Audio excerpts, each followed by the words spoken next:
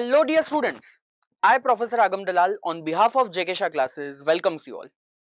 सबसे पहला क्वेश्चन आता होगा why this video? Because ICAI has came up with Inter CA Direct Tax November 2022 statutory updates. Now let me tell you what is this all about. और ये statutory updates होता क्या है सबसे पहले तो मैं ये वीडियो किस स्टूडेंट्स के लिए ला रहा हूं पहले ये बता दूं.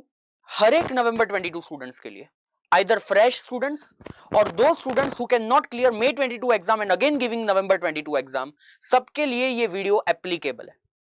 दूसरी चीज, हम लोगों ने क्लासरूम में जो पढ़ा हुआ है, आईसीआई के स्टडी मटेरियल में जो भी अमेंडमेंट्स दिए हुए हैं, वो सारे अमेंडमेंट्स तो ऑलरेडी कवर्ड हो चुके. हम लोग यहां पे सिर्फ वो अमेंडमेंट्स के बारे में बातें करने वाले हैं, वो क्लैरिफिकेशंस के बारे में बातें करने वाले हैं जो आईसीएआई ने ऐड किए over and above your study material, जो रिसेंटली ऐड हुए हैं, even in the act, even in the rules. जो चीज नई ऐड हुई है, जो आपके मटेरियल में प्रिंटेड नहीं है, उसके बारे में हम लोग यहां पे बातें करने वाले हैं. नाउ दिस नवंबर 2022 का statutory update, it is uploaded on board of studies portal. अगर आप देखोगे तो it is almost of 12 pages. It goes like this. For each and every chapter there is some clarification. However, ये नवंबर 2022 का जो statutory update है, मैं उसे दो हिस्सों में यहां पे बाइफरकेट करना चाहूंगा. What ICAI has done?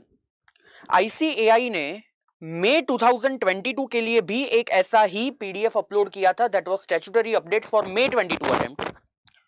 मैंने उसकी भी वीडियो YouTube पे अपलोड की हुई है इसके पहले ऑन JKSC ऑफिशियल चैनल्स.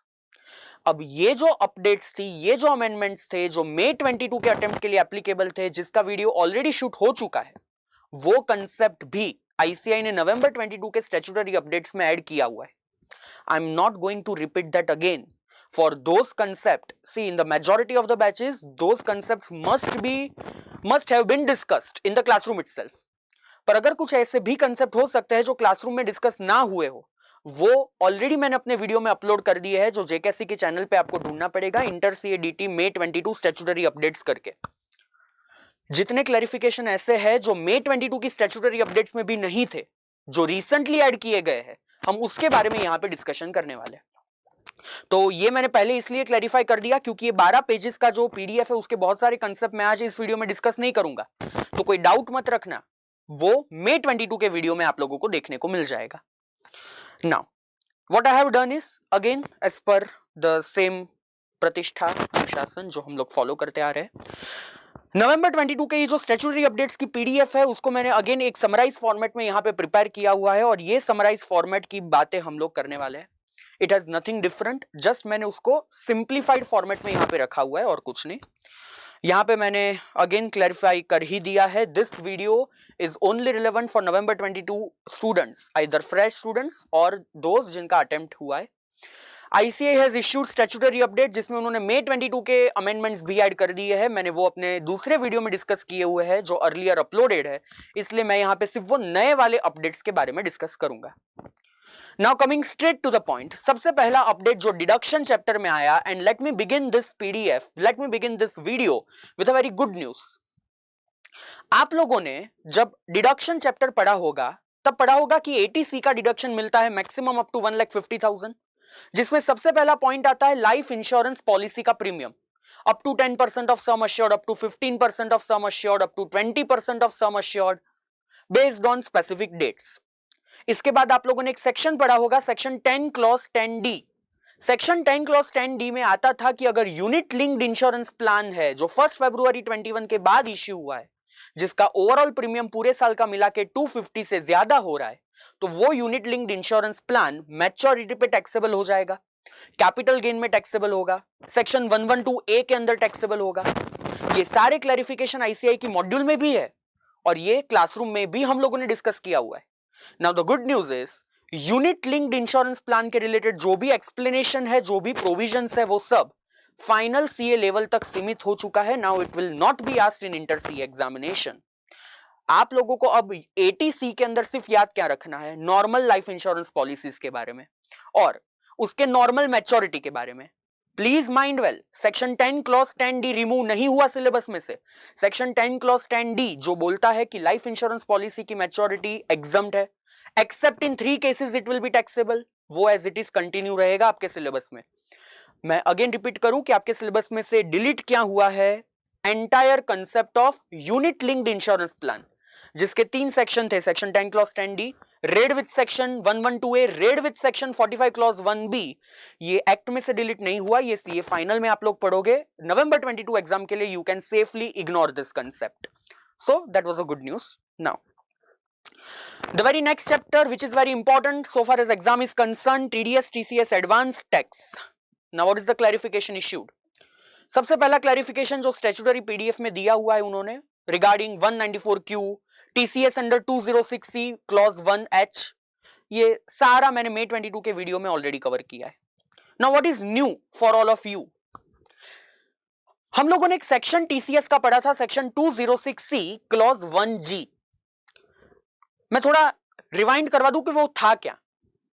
अगर मुझे इंडिया से इंडिया के बाहर पैसे भिजवाने हैं तो मैं ऑब्वियसली इंडियन रुपीज नहीं भिजवा सकता.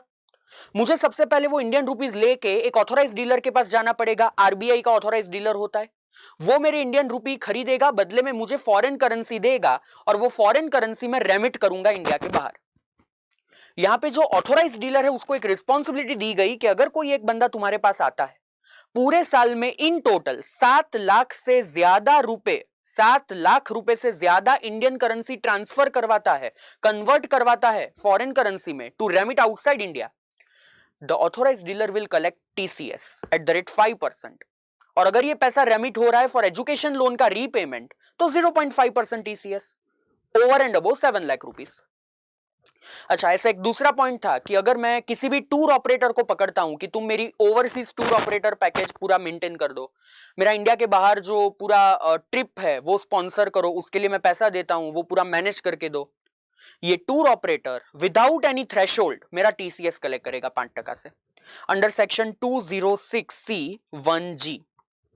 ये जो पैसे इंडिया के बाहर रेमिट होते हैं ना, वो कौन सी स्कीम के थ्रू होते हैं? LRS, liberalised remittance scheme of foreign exchange management act 1999. ये था 206C1G का एक शॉर्ट समरी.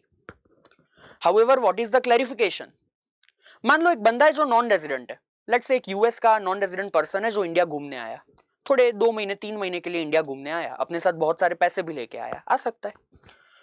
इंडिया में घूम रहा है और सडनली उसके फैमिली से फोन आया कि हमें पैसों की सख्त जरूरत है. तो ये बंदा बोलता है कि एक काम करता हूं, मैं इंडिया से पैसे तुम्हें भिजवा देता हूं. अभी वो बंदा इंडिया में, वो यहाँ पे विजिट पर्पस के लिए आया हुआ है, वो बंदा नॉन रेजिडेंट है, तो इंडिया से ज्यादा इसका कोई लेना देना है ही नहीं. अब वो उसके खुद के पैसे जो वो यूएसए से ही लेके आया था, वो पैसे इंडिया से यूएसए भिजवाना चाहता है by this authorize dealer. Authorize dealer उसका TCS क्यों काटेगा, क्यों कलेक्ट करेगा उसका TCS? इंडियन गवर्नमेंट ये जान के करेगी भी क्या कि ये बंदा अपनी फैमिली को कितना पैसा भिजवा रहा है, ना तो इसका इंडिया से कोई लेना देना है. और इसीलिए ये पूरा TCS का जो प्रोविजन है, it will not be applicable if a person who is remitting money outside India is a non-resident in India and who is on a visit of India. देखो एंड वर्ड लिखा हुआ है, dual condition है. सिर्फ non resident हो यानी TCS applicable नहीं होगा ऐसा नहीं है. TCS तभी एप्लीकेबल नहीं होगा when you are a non resident in India plus you have came to India for visit purpose.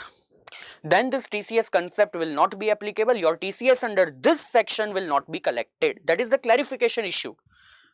Okay.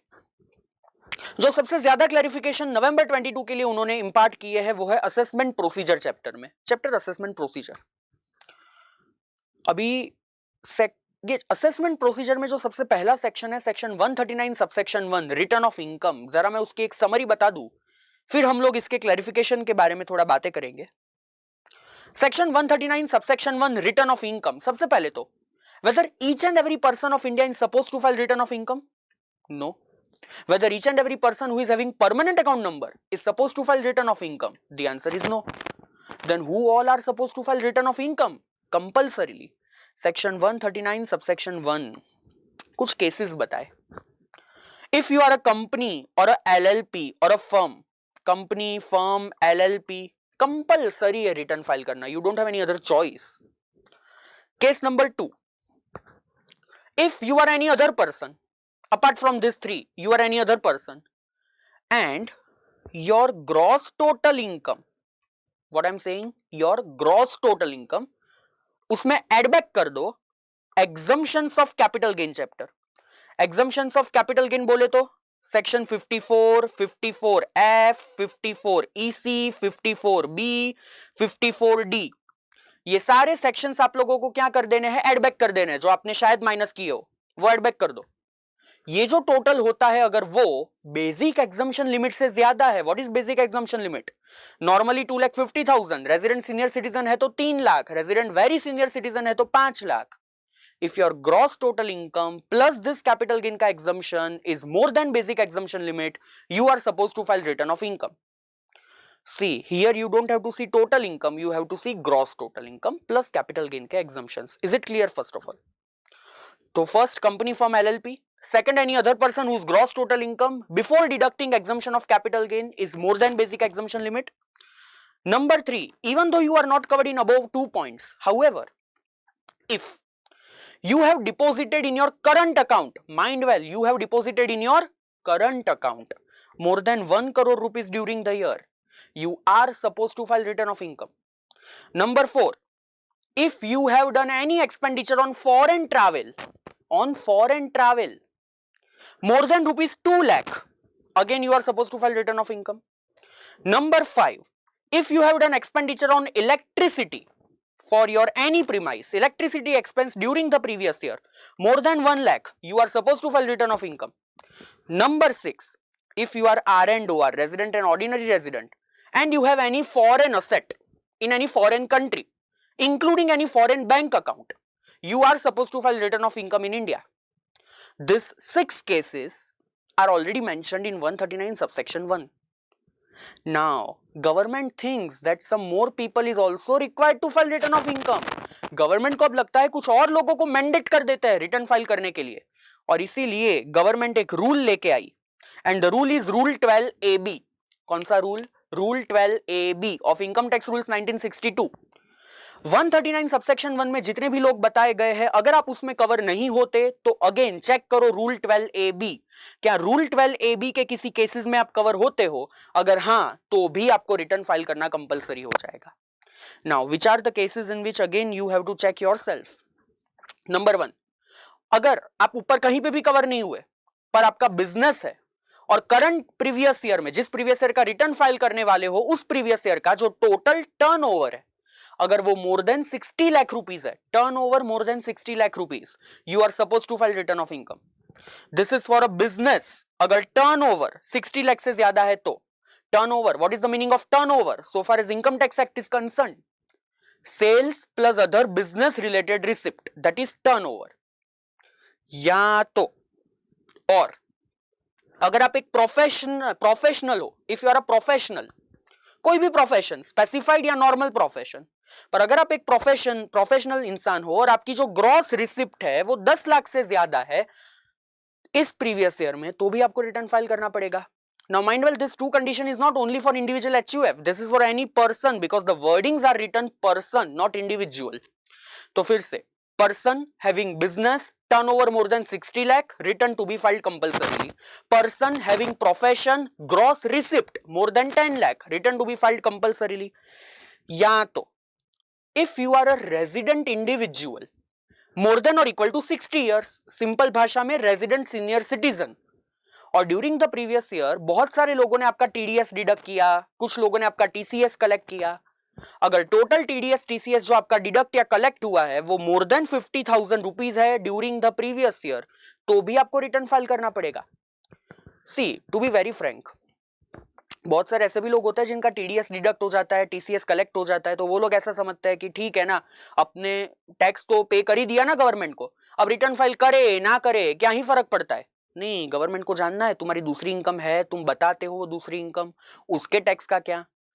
पर गवर्नमेंट हर एक लोगों को तो इस तरीके से नहीं पकड़ सकती, इसलिए गवर्नमेंट ने एक अभी के लिए क्राइटेरिया ऐसा रखा कि अगर टोटल टीडीएस टीसीएस तुम्हारा डिडक्ट या कलेक्ट होता है 50,000 से ज्यादा, तो तुम्हें रिटर्न फाइल करना पड़ेगा. However mind well, this 50,000 rupees of limit is combinely for TDS and TCS and it is related to this year only. एक ही साल का ये टोटल लिमिट है, बहुत सारे साल का इकट्ठा नहीं देखना है. दूसरी चीज, ये 50,000 की लिमिट तब अप्लाई होती है जब आप एक रेजिडेंट सीनियर सिटीजन हो. When you are any other person apart from resident senior citizen, तो ये 50,000 की लिमिट रिप्लेस होके हो जाएगी 25,000। यानी for example, let me give you some examples and now you tell me whether I am suppose to file return of income और not. ठीक है, कुछ डेटा दे रहा हूं मैं आप लोगों को, ध्यान से समझना। बहुत सारी चीजें यहां पे ट्विस्ट एंड टर्न्स करके मैं पूछूंगा। सबसे पहले, what is my status, means कौन सी कैटेगरी का पर्सन हूं। व्हाट इज माय टर्नओवर, मेरा टोटल टीडीएस एंड टीसीएस कितना डिडक्ट या कलेक्ट हुआ है। और आप लोग मुझे बताना मुझे रिटर्न फाइल करने है कि नहीं करना है। सबसे पहले, I am an individual aged 50 years, turnover है 50 लाख, मेरा टीडीएस या टीसीएस डिडक्ट एंड कलेक्ट हुआ है टोटल 10,000 रुपया। क्या मुझे रिटर्न फाइल करना है, अज्यूमिंग के दूसरी कोई कंडीशंस में कहीं पे भी फॉल नहीं होता? The answer is no, because total TDS TCS जो मेरा डिडक्ट या कलेक्ट हुआ है वो 25,000 रुपए से कम है। I am not suppose to file my return of income. What if यहाँ पे मैं इंडिविजुअल हूं 60 ईयर्स का, मेरा टर्नओवर है 30 लाख, पर मेरा टोटल टीडीएस या टीसीएस कलेक्ट या डिडक्ट हुआ है let's say 40,000 rupees. Now what sir, ये तो बताओ बंदा रेजिडेंट है कि नॉन रेजिडेंट? नहीं बताया, I am silent. Then what you will assume, resident individual, उसके लिए 50,000 की लिमिट एप्लीकेबल होती है, ना कि 25,000। तो again over here I am not suppose to file my return of income. It's okay, I am not covered under rule 12 AB। Now what if I am an individual 60 years, non resident, 30 lakh का turnover, 40,000 का TDS TCS deduct या collect हुआ। अब अगर मैं एक non resident senior citizen हूं, मेरे लिए लिमिट कितनी हो जाएगी वापस? 25,000 की, not 50,000. And that's why over here, this TDS, TCS deducted and collected is more than 25,000. I am supposed to file return of income. Yes or no, people? Then, let's say I am an HUF doing some business. My turnover is, let's say, 70 lakh rupees and TDS, TCS deducted or collected is only 5,000. Whether I'm supposed to file return of income? See, as per UC TDS, TCS, 25,000 rupees will be the limit because it is not resident, individual, senior citizen. But still I have to file the return of income because the turnover is more than 60 lakh. You see the dual criteria. If you fall in any one of the criteria, किसी एक आधे case में भी follow हो गए, you have to file the return of income. तो यहाँ पे अगर more than 60 लाख है बिजनेस का टर्नओवर तो भी रिटर्न फाइल करना पड़ेगा। एक इंपॉर्टेंट चीज जहां पे आईसीए आपको ट्रैप कर सकती है, नंबर 1, यहाँ पे मोर देन 60 लाख है, इक्वल टू वर्ड यूज नहीं किया मैंने। यहाँ पे मोर देन 10 लाख है, I have not use the word equal to. पर यहाँ पे ग्रेटर देन और इक्वल टू 50,000 है, यहाँ पे ग्रेटर देन और इक्वल टू 25,000 है। यहाँ पे थोड़ा ध्यान रखना। मान लो मैं यहाँ पे भी कहीं पे कवर नहीं हुआ तो एक लास्ट पॉइंट देख लो, शायद यहाँ पे कवर हो जाओ। If you are a person deposited more than rupees 50 lakh, more than or equal to 50 lakh in all your saving bank account together, आपके नाम पे जितने भी सेविंग बैंक अकाउंट्स है, जितनी भी बैंक्स में, जितनी भी ब्रांचेस में, उन सारे सेविंग बैंक अकाउंट का टोटल आपने कितना डिपॉजिट किया ये देखो। अगर मोर देन और इक्वल टू 50 लाख रुपया डिपॉजिट हुआ है तो भी आपको रिटर्न फाइल करना पड़ेगा। नाउ माय डाउट इज, ये डिपॉजिटेड मोर देन और इक्वल टू 50 लाख जो वर्ड यूज किया, ओनली कैश डिपॉजिट या किसी चेक से कोई पैसा डिपॉजिट हुआ है दूसरे बैंक अकाउंट से तो भी काउंट हो जाएगा? थिंक, सिर्फ कैश डिपॉजिट या कोई भी डिपॉजिट? आंसर इज कोई भी डिपॉजिट, क्योंकि अगर कैश डिपॉजिट होता तो वो लोग स्पेसिफाई करते ना कैश डिपॉजिट। यहां पे सिर्फ वर्ड यूज किया डिपॉजिटेड।